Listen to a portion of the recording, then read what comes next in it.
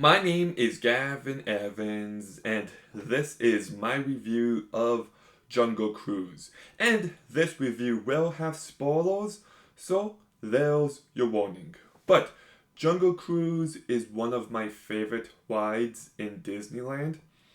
I just love the sense of humor, I love the environment, and it's one of those rides that feels tailor made for an adventure movie.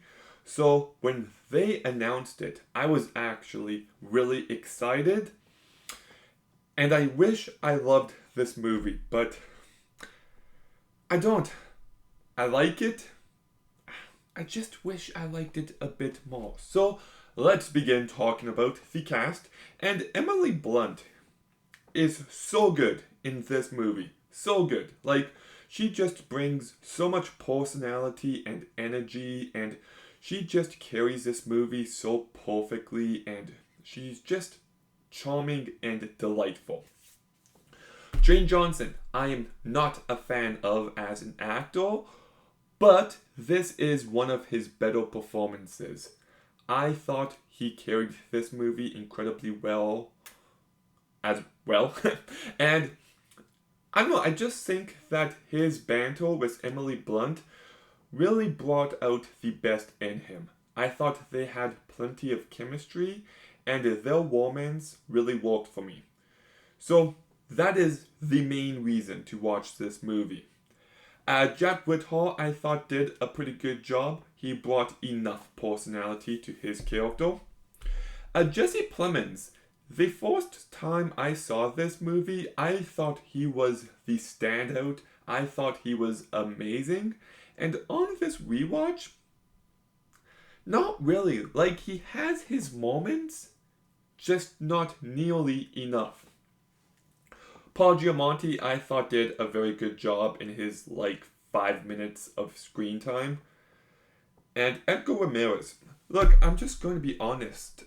I might be forgetting something, but whenever he appears in a movie, he just does nothing for me. And he brought nothing to this movie. So, the cast, for the most part, is a real bright spot. I also just love the adventure vibes of this movie. Like, I love the first three Indiana Jones movies. I like the fourth one. I love The Mummy, and I really like The Mummy Returns.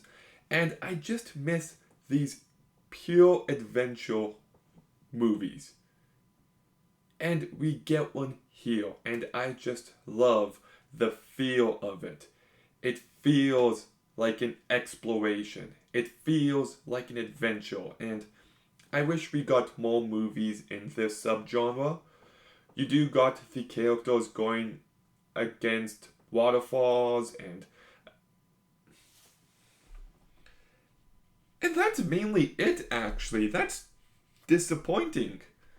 Like, I wish they went against crocodiles and other wildlife and maybe actually go against some tribes people, but they don't really utilize the environment as much as they should. It's just waterfalls and these undead jungle creatures, which I'll talk about more later on. So yeah, that's very underwhelming. Wow.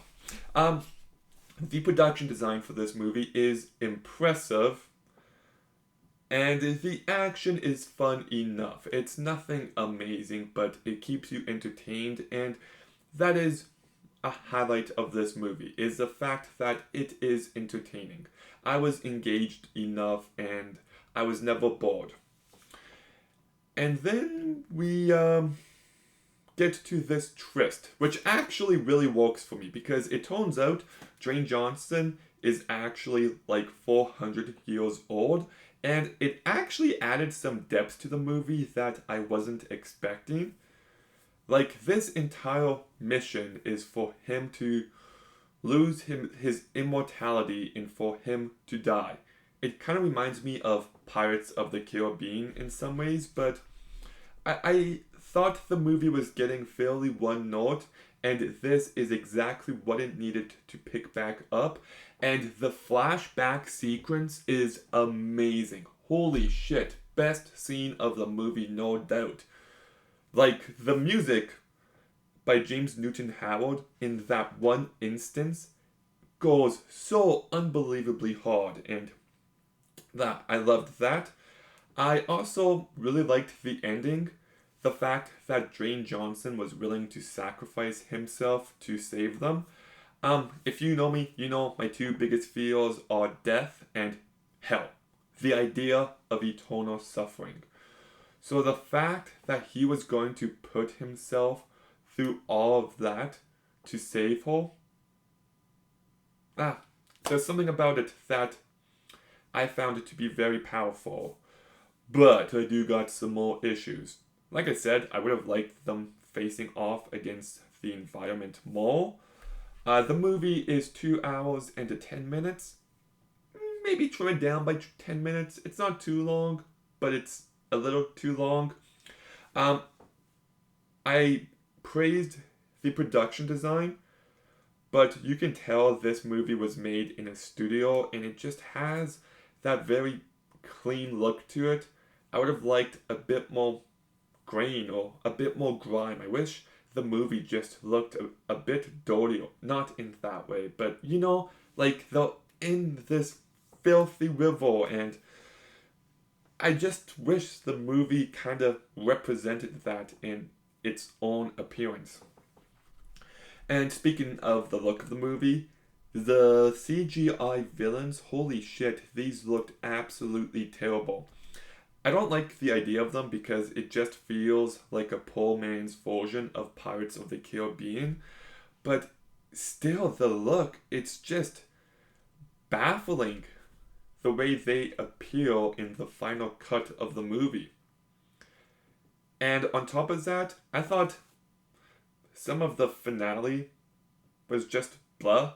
Like in Raiders of the Lost Ark, it goes full supernatural. In Temple of Doom, we get a minecart chase and this great bridge scene. In The Last Crusade, there was these trials, these tests. In The Mummy, there's like a haunted house environment. And here, it's just a few tree branches. It feels so underwhelming. And the fact that after all of that, they've got like 2 minutes to grab one petal. So I don't know. I still enjoy this movie. I have fun enough with it. But I just watch it and I think this could be better. There's a few cool twists and turns, and there is some emotion. I like the acting. It's a very easy movie to watch, but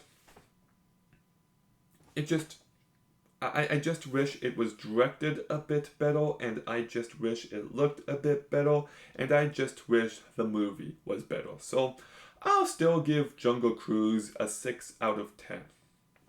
Okay, Jungle Cruise, have you seen it? What did you think? Let me know in the comments down below. Make sure you like, comment, subscribe, stay tuned for more videos soon, and Gavin out.